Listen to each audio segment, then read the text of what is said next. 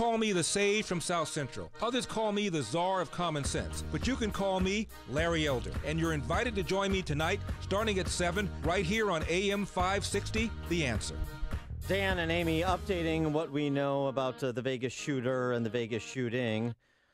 Story out yesterday that a maintenance worker told hotel dispatchers to call police and report a gunman had opened fire with a rifle inside Mandalay Bay before the shooter began firing from his suite. Yeah, that building engineer is Steve Shook. And here's the radio call. Just listen to how many rounds are being fired. Wait. Call the police. Someone's firing a gun up here. Someone's firing a rifle on the 32nd floor down the hallway. And he called police. You can hear that radio call, but he almost got hit in the head because that guy, the monster, fired 200 rounds. The rounds started coming down the hallway. I could feel them pass right behind my head. Something hit me in the back, and I took cover.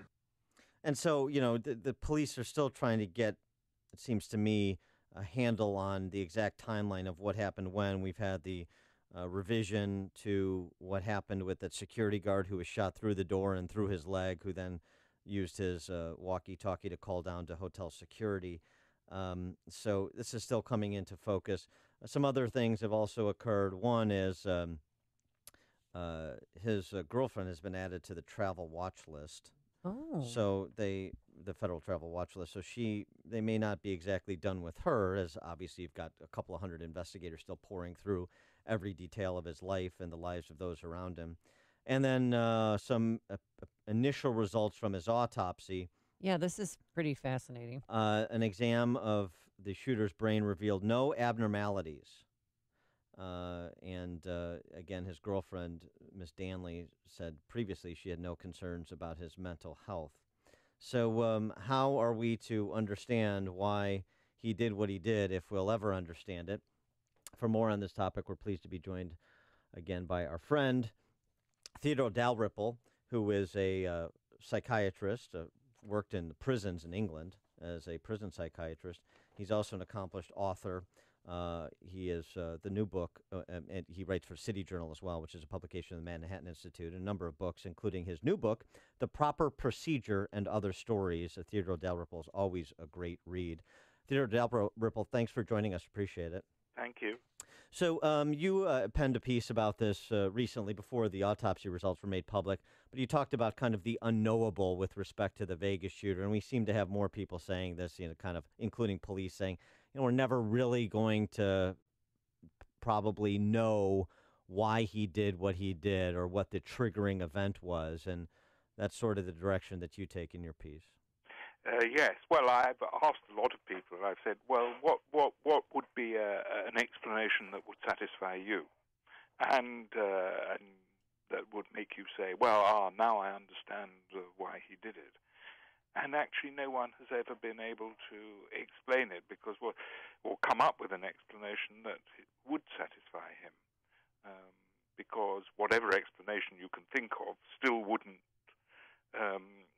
make you think, well, now I understand. And in a way, one doesn't want to understand, because if one understood in that sense, it would mean that we could do it. So I think it will remain mysterious. So there's no religious motive. There seems to be no political motive.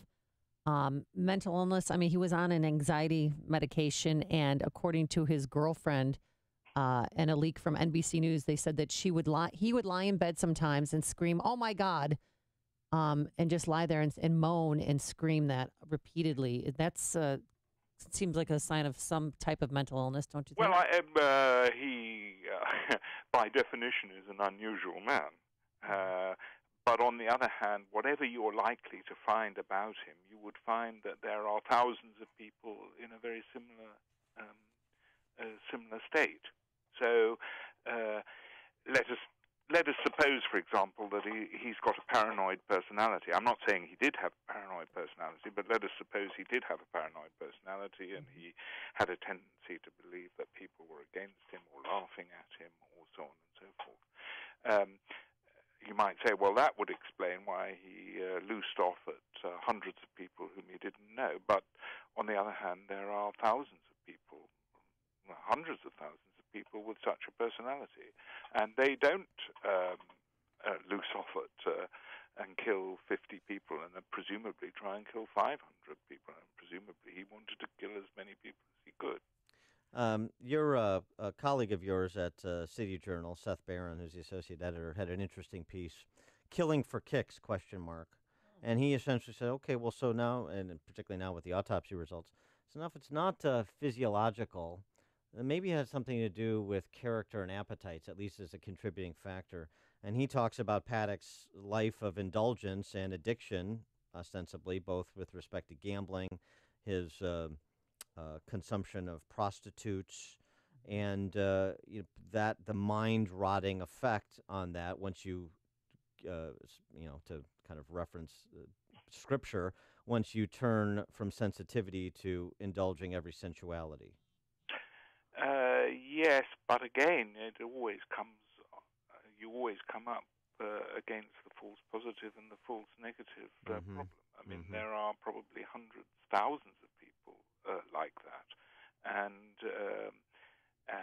perhaps he was very self-indulgent, but he presumably, I mean, he was an intelligent man, he presumably knew that he was unlikely to survive this episode. So is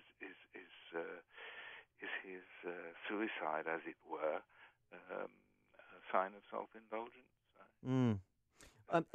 In your a time as a prison psychiatrist, did you have the occasion to interview or try and help, I guess, a mass murderer? I mean, maybe not on this scale, but somebody that had committed an atrocity of this order? Several people who had killed several people at once, not on this scale, of course. And I also met serial killers, but they remained mysterious to me. And I think that in a sense, there is about the whole of human behavior and consciousness a mystery that will probably never be solved. So I don't feel that I could ever say, now I understood. I mean, I understood people who, for example, had a quarrel in a bar, hit somebody, the person fell over, hit his head and died. And I could understand, in a sense, the extreme jealousy of people that led them to murder. But there were lots of people whose motives I never could understand, and I couldn't really empathize with. Were there recurring character traits or just kind of anything about their conduct that you noted from those who were indiscriminate killers? There was some who wanted. I mean, I met some people who actually wanted publicity. And they wanted to be a celebrity, and they had no other means of being a celebrity. They were often of above average intelligence, but they had no specific talent which entitled them to celebrity, and therefore they behaved in a way which would make them a celebrity locally, if not nationally or internationally. And of course, there is a tendency, if people want to become celebrities, in a situation where people are increasingly more commonly committing atrocities, they have to commit worse and worse atrocities in order to become noted. But I can't say that I know that this is the case in the Las Vegas shooting. And even if it were, one would still say, well, why does someone want to be a celebrity in this fashion?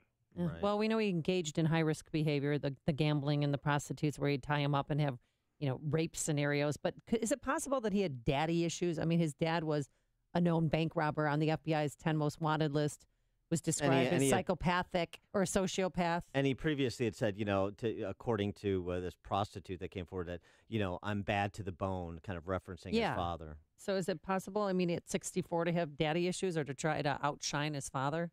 Well, I wouldn't have thought that would explain it, because if you took people with daddy issues, again, there would be tens of thousands of them, or hundreds of thousands of them, probably. And after all, he had a brother as well who didn't behave in this fashion. So, again, whatever factor you look for, you will find that there are many people who have the same factor operating who don't behave in this fashion. Yeah, there's no tidy explanation, but it's maybe a compilation of a lot of things, and we still, as you say, the triggers are still mysteries. He is Theodore Dalrymple, retired prison psychiatrist, author, a number of books. You should also read Admiral Evasions, which we had you on to talk about last year or so. That was excellent. His new book is The Proper Procedure and Other Stories. Theodore Dalrymple, thanks so much for joining us. Appreciate it. Thank you. And he joined us on our turnkey.pro answer line. The more you